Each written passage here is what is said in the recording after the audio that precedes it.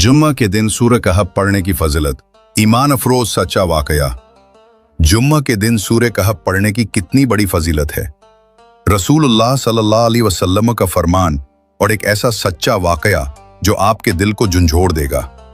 ये वीडियो जरूर देखें और आगे शेयर करें ताकि औरों को भी तरगीब मिले। आज जुम्मा का दिन है, क्या आपने सूरह कहफ पढ़ी?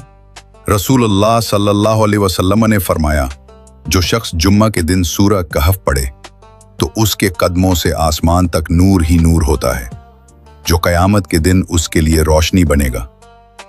सिलसिला अहादीस सहीहा 2650। एक बुजुर्ग का वाकया है। वो हर जुम्मा सूरह कहफ जरूर पढ़ा करते थे। एक रात उनके शहर में बिजली चली गई। सारा इलाका अंधेरे में डूब गया, मगर उनका कमरा चमक रहा था। लोग हैरान रह गए। पूछने पर फरमाया, ये सूरह कहफ की बरकत है जो मेरे घर को मुनव्वर रखती है। आज का दिन कीमती है, जिंदगी का एक और जुमा। सूरह कहफ जरूर पढ़ें और इस रोशनी को अपने साथ ले जाएं। मजीद इस्लामी मालूमाती वीडियो देखने के लिए बराह करम हमारे चैनल को लाइक, शेयर और सब्सक्राइब करें और कमेंट जरूर करें। शुक्रिया।